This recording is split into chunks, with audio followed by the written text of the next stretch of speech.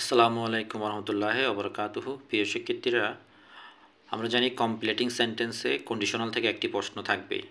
তো আমরা যদি কোন কন্ডিশনাল পরীক্ষাতে আসছে সেটা যদি বুঝতে না পারি, তাহলে আমরা পরবর্তী অংশটা কিভাবে পূরণ করব। তো আমরা আজকে শিখব কি কি উপায়ে আমরা বুঝতে পারবো যে এটা কি ফার্স্ট কন্ডিশনাল, আর সেকেন্ড কন্ডিশনাল নাকি থার্ড কন্ডিশনাল। তো আমরা ফার্স্ট কন্ডিশনাল কীভাবে চিনব? আমাদের ইফযুক্ত অংশ মানে যেটা কমপ্লিট করা থাকবে সেই অংশে ইফ থাকবে এবং সেখানে অবশ্যই যে ভার্বটা দেওয়া থাকবে সেটা হবে প্রেজেন্ট ফর্ম। আমরা জানি একটা ভার্বে তিনটা ফর্ম থাকে, present form, past form, past participle. তো আমরা চাইলে প্রেজেন্ট ফর্মও বলতে পারি অথবা V1ও বলতে পারি। অবশ্যই ইফযুক্ত অংশে যদি ভার্বের যদি প্রেজেন্ট ফর্ম থাকে তাহলে আমরা সেটাকে বলবো ফার্স্ট কন্ডিশনাল। দেন হচ্ছে সেকেন্ড কন্ডিশনাল আমরা কীভাবে চিনব? এখানে ইফ থাকবে, সাবজেক্ট থাকবে, সেটা আমাদের মুখ্য বিষয় না। আমাদের মুখ্য বিষয় হচ্ছে যে ভার্বটা দেওয়া থাকবে সেটা কোন ফর্মও থাকবে।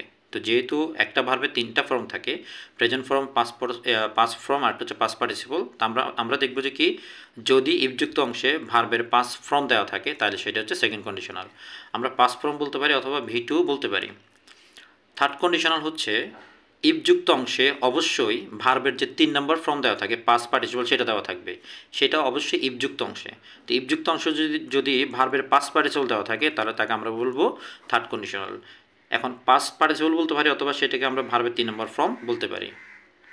যেমন আমরা যদি বলি যে ইফযুক্ত অংশ যদি গো দেওয়া থাকে তাহলে গো হচ্ছে ভার্বের V1। তাহলে ইফযুক্ত অংশ যদি ভার্বের V1 দেওয়া থাকে তাহলে সেটা হচ্ছে পাস্ট কন্ডিশনাল।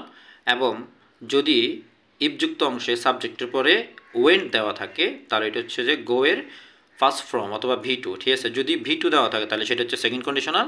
এবং ইফযুক্ত অংশে যদি গন দেওয়া থাকে এবং এটাকে আমরা বলতে পারি পাস্ট পার্টিসিপল অথবা V3 দেওয়া থাকে ইফযুক্ত অংশে, তাহলে আমরা সেটাকে বলবো থার্ড কন্ডিশনাল। এরপরে আমরা জানি যে কি ইফ থাকলে কন্ডিশনাল, এবং ইফ ছাড়াও অনেক সময় কিছু কিছু বাক্য হ্যাড দিয়ে শুরু হয়। তো আমাদেরকে মনে রাখতে হবে যে কোনো বাক্য যদি হ্যাড দিয়ে শুরু হয় এবং তারপরে যদি প্রশ্নবোধক চিহ্ন না থাকে তাহলে এটা হচ্ছে কন্ডিশনাল। আর যদি হ্যাড থাকার পরে লাস্টে যদি কোনো প্রশ্ন চিহ্ন থাকে তাহলে সেটা হচ্ছে ইন্টারোগেটিভ সেন্টেন্স। তাহলে হ্যাড প্লাস সাবজেক্ট এই দুইটা আইটেম যদি থাকে, ইফ না থাকলে এটা কন্ডিশনাল। তাহলে হ্যাভ প্লাস সাবজেক্ট যদি থাকে তাকে আমরা বলবো সেকেন্ড কন্ডিশনাল। এবং এখানে কিন্তু ইফ থাকবে না, যদি হ্যাড প্লাস সাবজেক্ট থাকে তাহলে আমরা এটাকে সেকেন্ড কন্ডিশনাল বলবো। ঠিক একইভাবে থার্ড কন্ডিশনাল আমরা কি বলবো?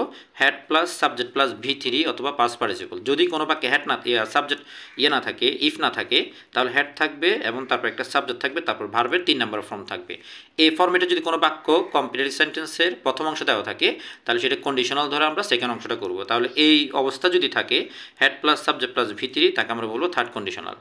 তো এখন এখানে ফার্স্ট কন্ডিশনালের আলোচনা আসে নাই কেন? এই যে সেকেন্ড আর থার্ডের মধ্যে দেখেন হ্যাড থাকলেই এটা সেকেন্ড আর থার্ড হবে, কোনোভাবে ফার্স্ট কন্ডিশনাল বলা যাবে না। আমি আবার বলতেছি, যেখানে হ্যাড থাকবে সেটাকে হয় সেকেন্ড কন্ডিশনাল বলতে হবে, নাহলে থার্ড কন্ডিশনাল বলতে হবে।